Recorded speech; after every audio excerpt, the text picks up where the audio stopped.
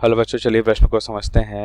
वैद्युत चुंबकीय तरंग का ऊर्जा घनत्व विकल्प ए दे रखा है। वैद्युत एवं चुंबकीय क्षेत्र दोनों के कारण होता है। बी दे रखा है औसतन वैद्युत क्षेत्र के कारण होता है। सी दे रखा आधा चुंबकीय होता है। इनमें से कोई नहीं। तो इस प्रश्न को समझने के लिए सबसे पहले प्रश्न की मुख्य अवधारणा को समझेंगे।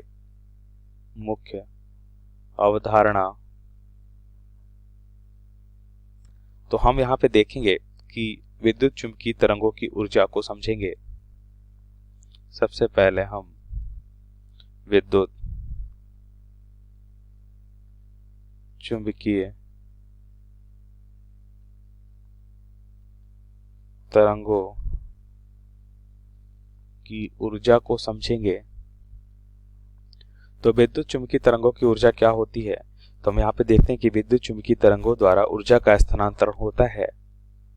और हम देखते हैं कि पहले तो हम लिखेंगे कि विद्युत चुंबकीय तरंगों के कारण हम देखते हैं कि ऊर्जा का स्थानांतरण होता है। विद्युत चुंबकीय तरंगों के कारण ऊर्जा का स्थानांतरण होता है। ऊर्जा का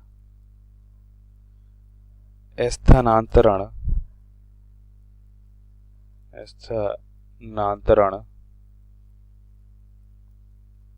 होता है और यह ऊर्जा दोलनीय विद्युत क्षेत्र और दोलनीय चुंबकीय क्षेत्र में संचित रहती है। और हम देखते हैं कि यह ऊर्जा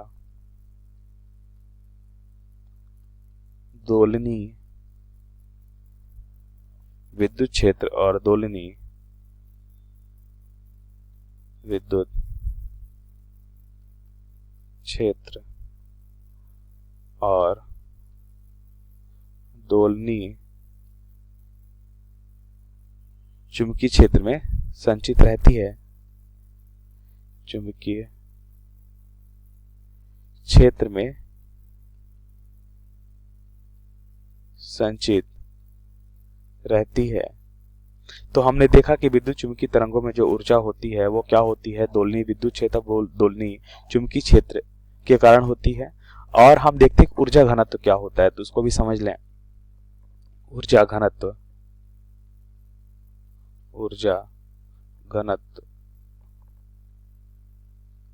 तो हम देखते हैं कि एकांक आयतन में संचित ऊर्जा घनत्व कहलाता है।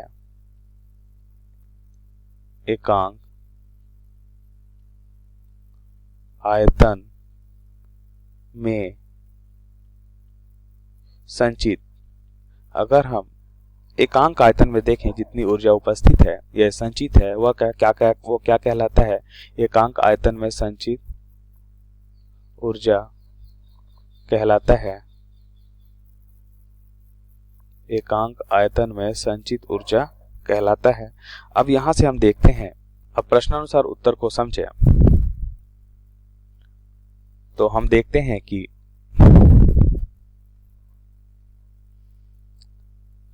एकांक आयतन, या हम देखें कि विद्युत क्षेत्र के कारण ऊर्जा घनत्व को देखें। विद्युत क्षेत्र के कारण ऊर्जा घनत्व, विद्युत क्षेत्र के कारण ऊर्जा घनत्व के कारण ऊर्जा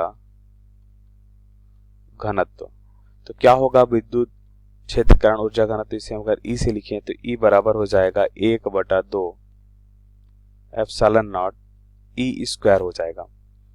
अब हम देखते हैं चुंबकीय क्षेत्र के कारण ऊर्जा घनत्व।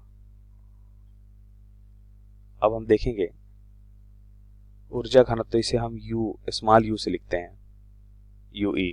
अब चुंबकीय क्षेत्र के कारण ऊर्जा घनत्व, चुंबकीय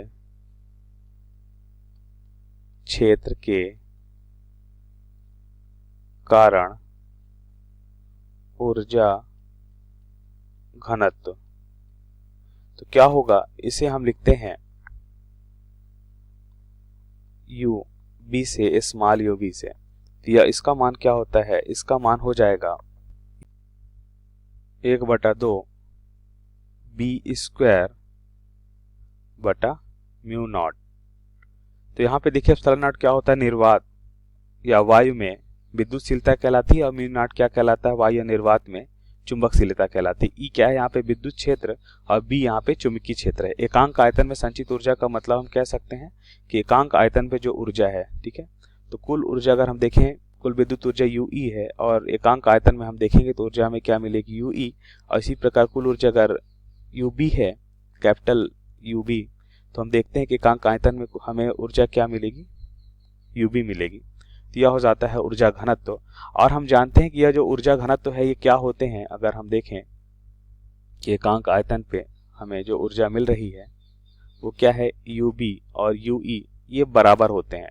तो ये बात से हमें समझ में आया कि विद्युत चुंबकीय क्षेत्र में जो ऊर्जा घनत्व हो क्या होते हैं, दोनों समान होते हैं।